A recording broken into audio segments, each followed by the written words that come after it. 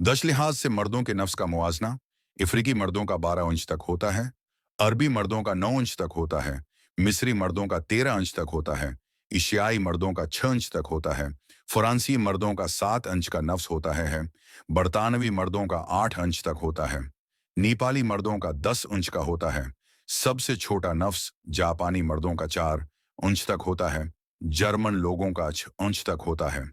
काले मर्दों का ज्यादा ताकतूर होता है, न निस्बत गोरों के सावली मर्दों का दरमियाना ताकतूर होता है। गोरे मर्दों का नफ्स कम ताकतूर होता है। जो लोग नशेहावर चीजें ज्यादा इस्तेमाल करते हैं उनमें ताकत बहुत कम होती है। यूरोप में ज्यादातर लोग मर्दों साथ हमबस्तरी करना पसंद करते हैं। औरतों के साथ कम उसकी वजह से बचे, ज्यादा पैदा होने के चांस भी कम होता है। यूरोप में न मर्दों की तादाद ज्यादा है, जबकि एशिया में न मर्दों की तादाद दुनिया में सबसे कम है। ज्यादा बच्चे पैदा करने वाले मर्द ज्यादातर एशिया बरे अज़म में पाए जाते हैं।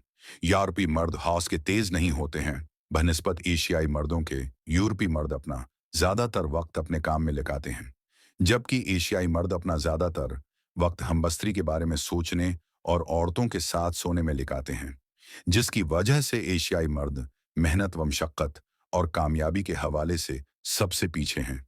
जो हुस और शहवत में घरे रहते हैं वो अक्सर नाकामी का मुना देखते हैं।